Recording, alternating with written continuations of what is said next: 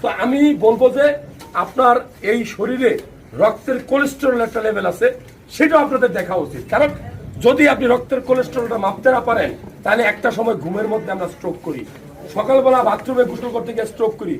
দেখুন যে অসংখ্য খবর এরকম আছে, হঠাৎ করে ঘুরে পড়ে যায়, বাম পাশ অবশ হয়, মুখটা বাঁকা হয়। এগুলো কিসের লক্ষণ? স্ট্রোকের লক্ষণ। স্ট্রোক কেন হয়?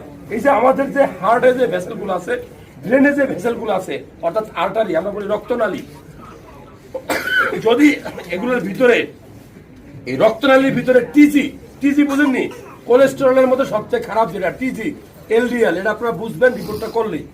এগুলো যদি বাড়ে তাহলে কিন্তু ওই মানুষ ঘুমের মধ্যে স্ট্রোক করে। প্রথমেই দেখবেন যে ঘাড় ব্যথা করে, এরকম অস্থিরতা লাগে, হঠাৎ হঠাৎ প্রেশারটা বেড়ে যায়, মানে পৃথিবীটা ঘুরায়, এরকম কিছু চোখে একটু ঝাপসা দেখে। এগুলো সবগুলোই স্ট্রোকের প্রাথমিক লক্ষণ।